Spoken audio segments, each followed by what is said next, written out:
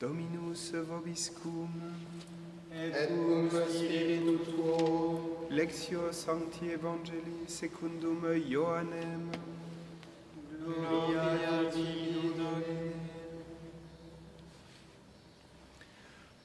En ce temps-là, Jésus disait à ses disciples, « Amen, amen, je vous le dis, vous allez pleurer et vous lamenter, tandis que le monde se réjouira. Vous serez dans la peine, mais votre peine se changera en joie. La femme qui enfante est dans la peine parce que son heure est arrivée.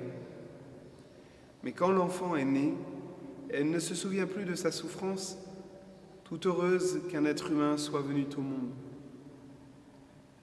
Vous aussi, maintenant, vous êtes dans la peine, mais je vous reverrai, et votre joie et votre cœur se réjouira, et votre joie, personne ne vous l'enlèvera. En ce jour-là, vous ne me poserez plus de questions. Verbum Domini. Laudetur Christe.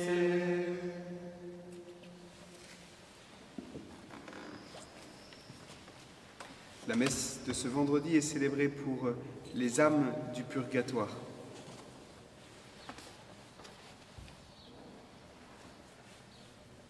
En ce jour-là, vous ne me poserez plus de questions.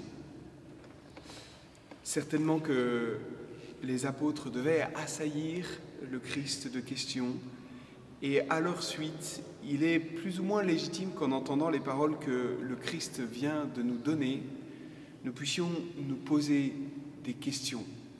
Et si le Christ précise « En ce jour-là, vous ne me poserez plus de questions », ça veut dire qu'aujourd'hui, pour nous, il est légitime d'avoir des questions.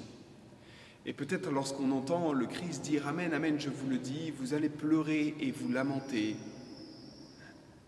Vous serez dans la peine. » Et lorsque cette parole s'accomplit dans nos vies, eh bien, il est légitime que nous puissions nous poser des questions. Lorsque nous devons accompagner une personne qui souffre aussi, qui traverse des difficultés dans sa vie, il est légitime que nous nous tournions vers le Seigneur en disant « Mais Seigneur, pourquoi?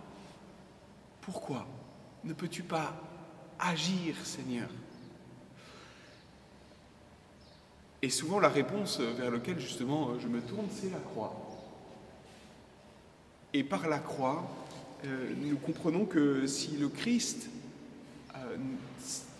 a souffert, si le Père, qui aime profondément pourtant son Fils, a accepté qu'il souffre et qu'il ne soit pas délivré, c'est que la souffrance entre pour une part dans le plan de Dieu, et que souffrir ne veut pas dire ne pas être aimé de Dieu, mais que bien au contraire, le Fils ayant lui-même accepté cette souffrance, nous ne pouvons pas prendre la souffrance comme une malédiction.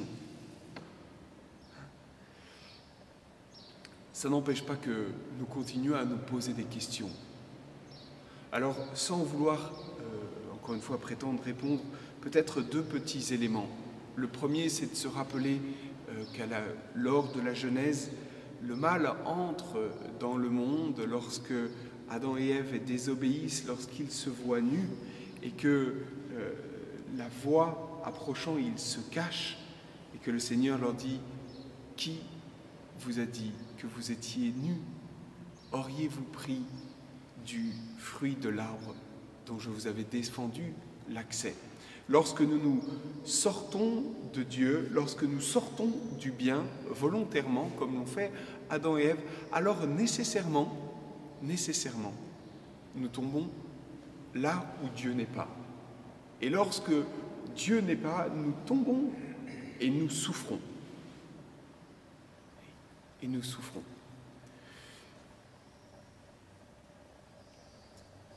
Il n'empêche que, même si Dieu n'a pas voulu cette souffrance directement, il accepte tout de même que nous pleurions. Il accepte tout de même que nous nous lamentions. et que nous soyons dans la peine.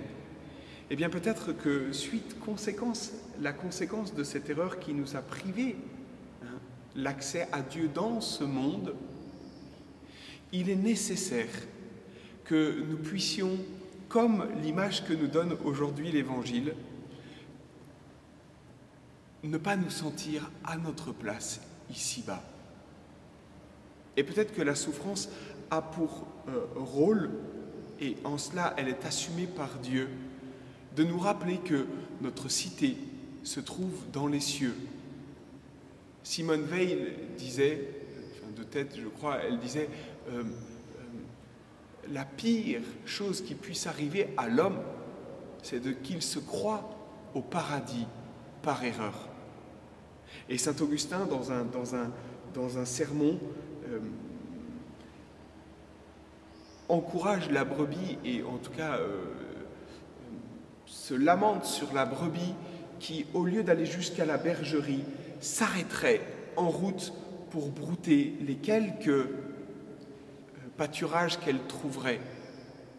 Et peut-être que la souffrance, comme dans le cadre d'un enfant qui est bien dans le ventre de sa mère, eh bien les contractions, peut-être elles emmènent avec elles une certaine souffrance, n'empêche qu'elles poussent l'enfant à naître. Et que bien souvent, pour nous, la souffrance nous rappelle que nous ne sommes pas faits pour ce monde, que nous sommes faits pour la joie, mais votre peine se changera en joie. Quand l'enfant est né, elle ne se souvient plus de sa souffrance toute heureuse qu'elle est qu'un être humain soit venu au monde. Vous aussi, maintenant, vous êtes dans la peine, mais je vous reverrai et votre cœur se réjouira et votre joie, personne ne vous l'enlèvera.